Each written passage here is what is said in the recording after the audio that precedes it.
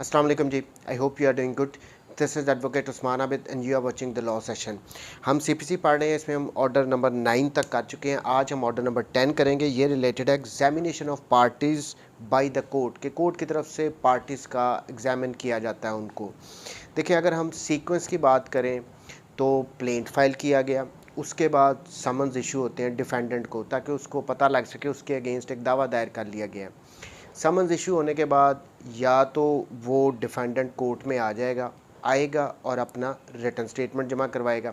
अगर नहीं आता तो उसके लिए फिर वो उसके कॉन्सिक्वेंसेज हैं, एक्स पार्टी प्रोसीडिंग्स वगैरह स्टार्ट हो जाती हैं ऑर्डर नंबर 9 के अकॉर्डिंगली। लेकिन अगर वो आता है और आके अपना रिटन स्टेटमेंट वो सबमिट कर देता है कोर्ट में, तो प्लीडिंग्स कंप्लीट हो जाती है, यानी प्लेंट और रिटन स्टेटमेंट।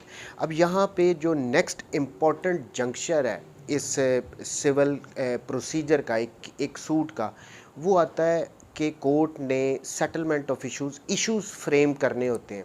इसका मतलब ये है कि पार्टीज़ के दरमियान डिस्प्यूटेड फैक्ट्स कौन से ऐसे फैक्ट्स हैं जिन पे पार्टीज़ से एक तरफ से एलिगेशन लगाए गए हैं, दूसरी पार्टी उसको डिनाई कर रही है। सो कोर्ट उन इश्यूज़ को फ्रेम करती है, फिर उनके रिगार्डिंग ही एविडेंस लाई जाती है।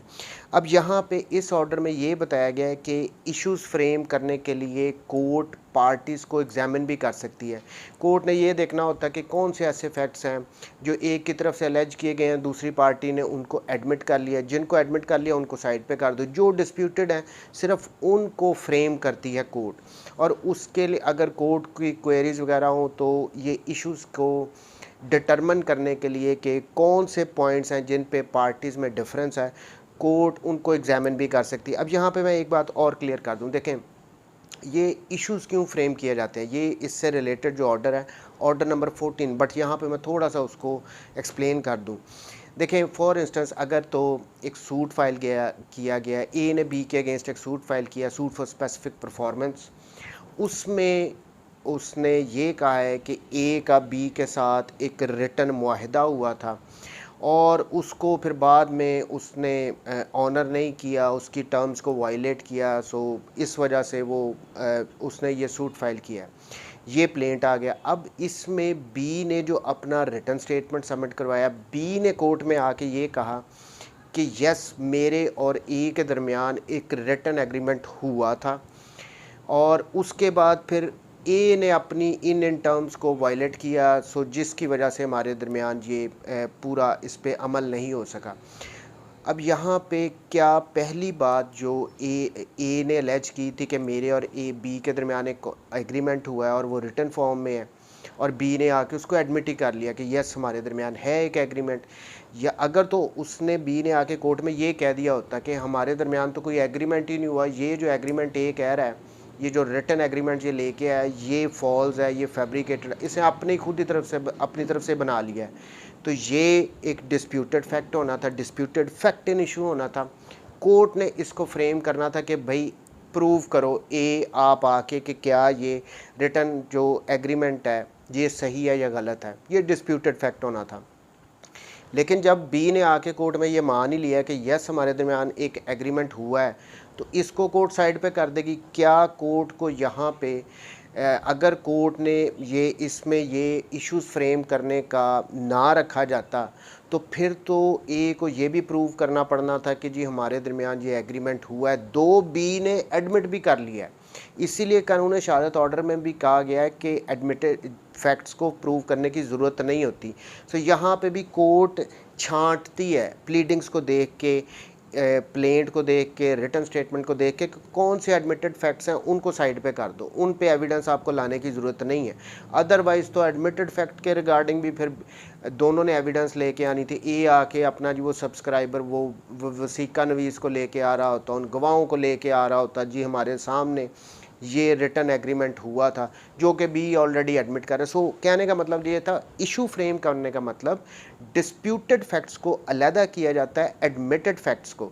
अब ये जो इश्यूज़ होते हैं ये भी तीन किस्म के हो सकते हैं, या तो वो फैक्ट्स पे होंगे इश्यूज़, या फिर लीगल इश्यूज़ कोर्ट फ्रेम करती है, या फिर मिक्सचर होता है दोनों का। अब ये ऑर्डर नंबर 14 में हम जाके देखेंगे। अभी के लिए सिर्फ ये मैं थोड़ा सा बताना चाह रहा था अब यहाँ पे examination of parties by the court.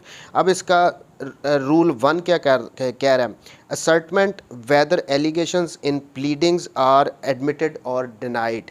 कि ये जो प्लीडिंग्स हैं, प्लीडिंग्स का मतलब अब जहन में ये हमेशा रखना है सीपीसी पढ़ते हुए कि प्लेंट और रिटर्न स्टेटमेंट, प्लीडिंग्स में ये दोनों इंक्लूडेड हैं। कि जो कोई भी एलिगेशंस लगाए गए हैं प्लीडिंग्स में, प्लेंट में प्लेंटिफ की तरफ से और रिटर्न स्टेटमेंट में डिफेंडेंट की तरफ से, क्या वो एडमिटेड हैं या डिनाइड हैं, कोर्ट ने ये सर्टन करना होता है। At the first hearing of the suit, the court shall ascertain from each party or his pleader whether he admits or denies such allegations of facts are as made in the plaint or written statement if any of the opposite party। के first hearing पे court क्या करेगी, उस party से या उसके pleader से court ascertain करेगी, उनको पूछेगी कि भाई ये जो आपके अगेंस्ट एलिगेशन लगाए गए हैं दूसरी पार्टी के प्लीडिंग्स में, यानी अगर प्लेंटिफ है तो जो उसके अगेंस्ट एलिगेशन लगाए हैं रिटर्न स्टेटमेंट में उससे रिलेटेड पूछेगी, और अगर डिफेंडेंट है उसके अगेंस्ट जो एलिगेशन लगाए गए हैं प्लेंट में उसके रिगार्डिंग उससे पूछेगी कि भाई आप क्या इन एलिगेशंस को एडमिट करते हो या डिनाई करते हो। क्लियर वर्ड्स में कोर्ट उनसे असर्टन करेगी। और and as are not expressly or by necessary implication admitted or denied by the party against whom they are made। अगर वो एक्सप्रेसली एडमिट नहीं भी किए हुए हैं तो भी कोर्ट उनसे असर्टन करेगी। यानी मेन मकसद कोर्ट का यही है, कोर्ट ने असर्टन करना है कि कौन से फैक्ट्स जो हैं वो एडमिटेड और कौन से वो पार्टी जो है डिनाई कर रही हैं। तो court shell record such admissions and denials, court ऐसे एडमिशंस और डिनाइल को रिकॉर्ड भी करेगी। ये मेन काम है फर्स्ट हेयरिंग पे। उसके बाद इसके साथ 1A रूल 1A भी एक ऐड किया गया, ये 2002 में ऐड किया गया था। अब इसमें क्या कह रहे हैं, द कोर्ट में adopt any lawful procedure not inconsistent with the provisions of the court. अब यहाँ पे कह रहे हैं कि जो कोर्ट है वो किसी भी किस्म के लॉफुल प्रोसीजर्स को अडॉप्ट कर सकती है जो कि इस CPC से इनकंसिस्टेंट ना हो, यानी इनके अकॉर्डिंगली ही वो प्रोसीजर प्रोवाइडेड है। किन कामों के लिए कर सकती है वो नीचे 3 उन्होंने बता दी है। Number 1 conduct preliminary proceedings conduct करने के लिए, and issue orders for expediting processing of the case, यानी केस को एक्सपीडाइटली प्रोसेस करने के लिए वो किसी भी किस्म के लॉफुल प्रोसीजर्स को कोर्ट अडॉप्ट कर सकती है। Number 1। Number 2 issue with the consent of the parties commission to examine witnesses, यानी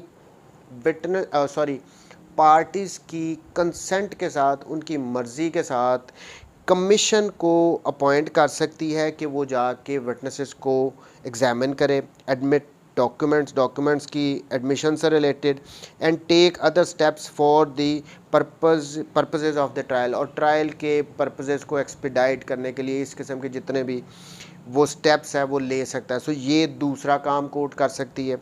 तीसरा काम कोर्ट कर सकती है adopt with the consent of the parties, यहाँ पे भी पार्टीज़ की कंसेंट के साथ अडॉप्ट कर सकती है any alternative method of dispute resolution including mediation, conciliation और एनी सच अदर मींस। कि कोर्ट पार्टीज़ की कंसेंट के साथ कोर्ट पार्टीज़ को ये भी कह सकती है कि भाई आप लोग ना ऐसा करो, आउट ऑफ कोर्ट सेटलमेंट का कोई तरीका अगर अडॉप्ट कर लो, मीडिएशन वगैरह कर लो, कंसिलिएशन, कोई आर्बिट्रेशन अगर करनी है वो कर लो। कि समटाइम्स ये मैटर्स बड़े शॉर्ट से होते हैं, अगर उन पे बड़े छोटे से मैटर होते हैं उन पे अगर पूरा ट्रायल करो तो उसमें साल लग जाते हैं। तो कोर्ट यहाँ पे कोशिश करती है कि ये आउट ऑफ कोर्ट ही किसी तरह सेटलमेंट हो जाए ताकि इनका मसला यहीं पे हल हो जाए, इतना लंबे चौड़े काम ना चले। सो ये भी procedure court alternate mediation, conciliation, इस किस्म के दूसरे तरीक़ों के लिए भी कोर्ट उनको पार्टीज़ की कंसेंट के साथ उनको भी अडॉप्ट कर सकती है। ये इससे रिलेटेड वैसे सेक्शन 89A है, वो हम बाद में पढ़ेंगे अभी के लिए। सो ये 1A ऐड किया गया था इस ऑर्डर नंबर 10 के रूल 1 में। इसका मकसद यही था कि कोर्ट किसी भी किस्म के प्रोसीजर्स को अडॉप्ट करे ताकि जल्दी से जल्दी ये ट्रायल वगैरह कंक्लूड हो, आसानियाँ इसमें हो जाएं, इसको एक्सपीडाइट किया जा सके। आगे आते हैं रूल 2 में, ओरल एग्जामिनेशन ऑफ पार्टी और कंपेनियन ऑफ पार्टी। के पार्टी या उसके कंपेनियन का ओरल एग्जामिनेशन किया जाता है कोर्ट की तरफ से। देखिए पहले रूल 1 में हमें ये बताया गया था कि कोर्ट ने सर्टन करना है कि कौन से फैक्ट्स एडमिटेड हैं और कौन से डिनाई किए गए हैं।